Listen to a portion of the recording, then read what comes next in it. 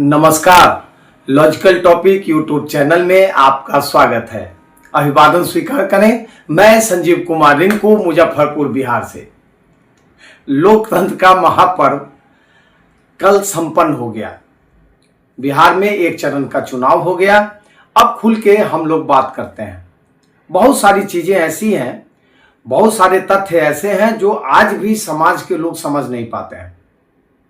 आखिर क्या कारण है कि विभिन्न राजनीतिक दल के कार्यकर्ता एक दूसरे से भिड़ जाते हैं, एक दूसरे पर लाठी डंडे का बरसात करने लगते हैं और जो नेतृत्व करने वाले लोग हैं वो आपस में एसी रूम में बैठकर और चने चबाते हैं, मुर्गा खाते हैं, मुर्गी खाते हैं, मीट मछली खाते हैं, ऐश करते हैं।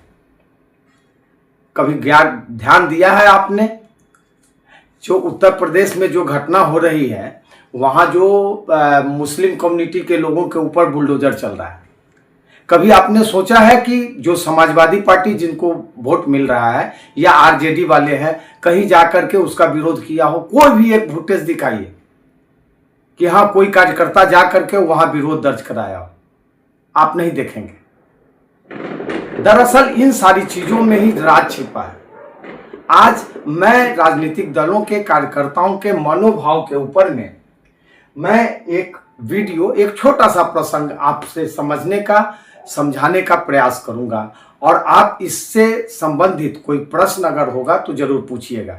इससे पहले कि मैं अपनी बात शुरू करूं, आप सबसे पहले मेरा लॉजिकल टॉपिक यूट्यूब जो चैनल है उसको सब्सक्राइब कीजिएगा और अगर वीडियो पसंद आए, आपको लगे कि नहीं बात बिल्कुल जेन्युइन हो रही है, तो आप इस वीडियो को शेयर भी कीजिएगा। देखिए, मैं प्रमुख दलों का कुछ पहले शुरू करते हैं।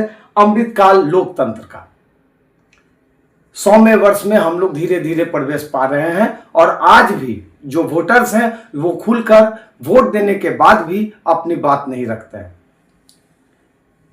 या तो उनमें वैज्ञानिक चेतना का अभाव है या खुल के वो बहस करना नहीं चाहते हैं। आखिर ऐसा क्या है? क्यों आज भी परस्पर एक दूसरे से खुलकर बात नहीं हो रही है? ये कैसी स्वतंत्रता है? पहला प्रश्न। खैर, देखिए, मैं पार्टी वाइज यहां नीचे से शुरू करता हूं। एक नई पार्टी आई है, जन सुराज। ये अभी जब तक रिजल्ट नहीं आता है कह पाना बहुत मुश्किल है, लेकिन इसके कार्यकर्ता जो हैं वो मूल रूप से सोशल मीडिया से जुड़े हुए हैं। सोशल मीडिया का क्या इम्पैक्ट है, किस हिसाब से समाज में वास्तव में इन लोगों ने काम किया है, ये रिजल्ट आने के बाद समझ में आएगा। ये सबसे आधुनिक अभी राजनीतिक दल है। इससे ऊपर बीजेपी, इसके कार्यकर्ताओं में मूल ये बीजेपी जो है, जो भारतीय जनता पार्टी, ये अपने कार्यकर्ताओं में धर्म के प्रति आस्था पैदा करते हैं। इनके कार्यकर्ताओं का जो मूल है वो धर्म है। उससे ऊपर एक बसपा है, बहुजन समाज पार्टी, जिसकी प्रमुख अभी मायावती हैं। ये लोग श्रमिक तबके के आते हैं। इनके जो वोटर्स हैं मूल रूप से श्रमिक हैं। क्यों है श्रमिक? क्योंकि ये शुरू से भूमिहीन रहे हैं, तो ये श्रमिक के रूप में जो ऊपर के जो क्लास हैं, जो कृषक वर्ग हैं, उनके घर में ये उनके खेत में काम करना वगैरह वगैरह इनका काम रहा है और एकजुट किया इनको। खास करके आप देखेंगे कि जब मान्यवर काशीराम जी का आगमन होता है तो राजनीतिक चेतना का इसमें बहुत तेजी से विकास हुआ है। ये चूंकि श्रमिक वर्ग है, उससे ऊपर समाजवादी, इसमें लोहिया के, जयप्रकाश नारायण के, बहुत सारे लोग। चूंकि वीडियो लंबा हो जाएगा, धीरे धीरे हम लोग फिर इस मुद्दे पर बात करेंगे। इसमें बड़े हिसाब से समाजवादियों में कृषक समुदाय के लोग आते हैं, जैसे जाट हो गए, यहाँ पर कुर्मी कोयरी हो गए जो कृषि वर्ग से संबंधित है, यादव हो गए, बहुत सारे। कहने के लिए तो ये लोग बहुत सारे अपने आप को 85 में गिनते हैं, लेकिन आप देखेंगे कि ऊपर की यूबीसी क्लास, जो पिछड़े वर्ग की जो ऊपर की जातियां हैं, खास करके यादव, कुर्मी कोयरी और उधर से जाट समुदाय के लोग, नेतृत्व शुरू से आज पिछले 35-40 सालों से नेतृत्व उन्हीं के हाथ में है।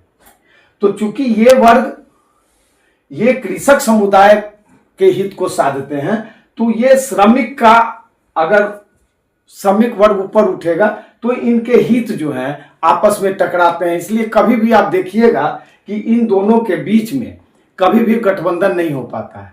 अगर होता भी है तो 6-6 महीना में आप देखिएगा कि दोनों में आपसी टकराव शुरू हो जाएगा। ये इससे ऊपर आप देखिए कि ये कांग्रेस पार्टी है। ये शुरू से जब अंग्रेज के बाद जो सत्ता का हस्तांतरण हुआ तो उसमें कांग्रेस थी और ये बहुत बारीकी से सत्ता संचालन में इनका शुरू से योगदान रहा है, क्योंकि बहुत पुरानी पार्टी थी और बहुत नजदीक से समाज को देख रही थी। और शुरुआती दौर में ये कांग्रेस पार्टी संविधान के हिसाब से अपना काम करना शुरू की थी। वास्तव में जो देश की उस समय 1947 से 1951 के आसपास का जो समय था, वास्तव में बहुत क्रूशियल फेज था भारत के लिए। तो उस समय एक संविधान का जो निर्माण किया गया वो ये सोच के किया गया कि जो सबसे नीचे तबके के जो लोग हैं, खास करके जो दलित समुदाय हैं, अनुसूचित जाति जनजाति के जो लोग हैं, उनमें और ऊपर में चूंकि पढ़े लिखे वर्ग थे, ब्राह्मण क्लास के लोग, कास्ट क्लास के लोग, राजपूत क्लास के लोग, और वास्तव में जो लोग को पढ़ाई के प्रति बहुत ज्यादा रुचि थी, वही लोग के हाथ में सत्ता थी। तो ये लोग संविधान को आगे रख के अपना काम कर रहे थे। अब बात समझ में आई। इसलिए इसमें थोड़ी सी लिबर्टी थी, लेकिन प्रत्येक राजनीतिक दलों को यह चीज बताना पड़ता है कि उसका जो मूल कार्यकर्ता है उनकी भावनाओं का ख्याल करना पड़ता है। तो वैसे में जो कांग्रेस पार्टी है वो कांग्रेस पार्टी ब्राह्मणों की पार्टी करार दे दी गई। क्यों दे दी गई? क्योंकि उस समय पढ़ा लिखा वर्ग वही था, उन्हीं के हाथों में सत्ता था। तो दिखाई देता था जैसे अभी यूबीसी के हाथों में सत्ता है, वो नीचे वाले वर्ग के लिए कोई जगह नहीं खाली कर पा रहे हैं। रोहिणी कमेटी का आप रिपोर्ट देखिएगा, मात्र 2-3 जो कास्ट है वही रिजर्वेशन का भी फायदा उठा पा रही है। और व्यापक पैमाने पर जब तकनीकी दौर हुआ, जैसे आप उदाहरण के लिए मैं बात कर रहा हूं और कोई बात नहीं, आप देखेंगे कि जैसे कि जो लोग ये जो क्या कहते हैं, वो कुम्हार समाज के लोग हैं, जो लोग घड़ा बनाते हैं, चुकिया बनाते हैं, चुक्कर बनाते हैं, चाय वाला। तो जैसे जैसे कागज का विकास हो गया और जैसे जो है इंडस्ट्रियलाइजेशन हो गया, छोटे छोटे आप देखिएगा कि वो कागज के कप आने लगे। तो शुरुआती दौर में तो उनका काम चल रहा था, लेकिन जैसे ही वैज्ञानिक चेतना आई, विज्ञान का विकास हुआ, कल कारखाने बने, वो प्रभावित होना शुरू हो गया।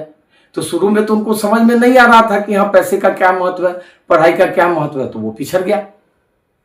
तो ऐसा ही बहुत सारा चीज है, बहुत सारी बातें हैं। मैं समय समय पर आपसे इस मुद्दे पर बात करूंगा। तो आपसे जो हितों का टकराहट है वो इन्हीं चीजों को लेके होता है, और ये निर्माण कैसे करते हैं उस हिसाब से पार्टी में ये चीज समझने की चीज होगी कि कैसे है। जैसे मान लीजिए कि ये जैसे इसको धर्म को हम आगे लेते हैं, तो बहुत सारे लोगों के जीवन में ऐसा होता है कि हाँ धर्म ही है जो है सो धर्म है। आप देखिएगा कि बहुसंख्यकवाद की जब से राजनीति शुरू हुई है, आप देखेंगे कि धर्म को आगे करके ये लोग वोट को मोबिलाइज करते हैं। अब जैसे आप उदाहरण के तौर पर जैसे बांग्लादेश में जो हुआ, पाकिस्तान में जो चल रहा है, या नीचे श्रीलंका में चल रहा है, वहाँ बहुसंख्यकवाद की जो राजनीति प्रबल हो गई, तो वहाँ के जो अल्पसंख्यक है, जैसे मान लीजिए वहाँ हिंदू समाज अल्पसंख्यक है, तो वो वीडियो को बार बार दिखा करके आप यहाँ के मुसलमानों को टारगेट किया जा रहा है। तो सिर्फ मुसलमान टारगेट में नहीं आ रहा है। आप देखिएगा कि बीजेपी का विस्तार जहां पर है, जैसे पंजाब है, क्यों नहीं हो रहा है? तो जब आप अगर मस्जिद पर अटैक करेंगे तो गुरुद्वारा पर भी अटैक करेंगे, तो आप गिरजाघरों पर भी अटैक करेंगे। बात समझ में आ रही है?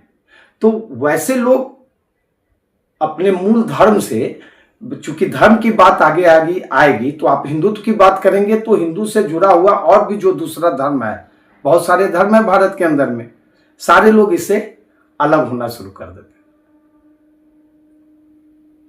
अब क्या होगा कि चूंकि संख्या में अब इन लोगों ने उनको टारगेट कर लिया, और इस तरीके से आप बार बार देखिएगा हिंदू मुस्लिम पहले जैसे जवाहरलाल नेहरू थे, एक समय था जो पंडित जवाहरलाल नेहरू थे, आज के डेट में लोग मालूम भी नहीं है और लोग समझना चाह रहे हैं। लोग ये बताते हैं कि वो लोग मुसलमान थे। भाई क्या जरूरत थी उस समय? एक हिंदू को, मुसलमान को हिंदू बनने की क्या जरूरत थी? तो इस तरीके का भ्रम, बहुत सारी चीजें हैं, बहुत सारी चीजों की जानकारी नहीं होती है। बस बात करना था, कुछ हम ऐसे ही मुद्दों पर आपसे बात करेंगे। और आपको लगता है कि कहीं ना कहीं अगर इसमें कुछ कमी रह गई है या डिफरेंट तरीके की कुछ बात है जो बात आप कहना चाह रहे हैं, तो आप वीडियो के माध्यम से आप कमेंट्स बॉक्स में जाके कमेंट कीजिएगा। मेरी कोशिश होगी कि समय समय पर मैं बहुत सारी बात आपके साथ करूंगा और आपकी समस्याओं का निदान भी करने का प्रयास करूंगा। यदि आपका कोई सुझाव हो तो मुझे आप सुझाव जरूर दीजिएगा। आप अपना समय, बहुत बहुमूल्य समय मेरे वीडियो को देखने में देते हैं, इसके लिए बहुत बहुत धन्यवाद। अगर चैनल सब्सक्राइब नहीं किए हैं तो चैनल सब्सक्राइब जरूर कीजिएगा। धन्यवाद।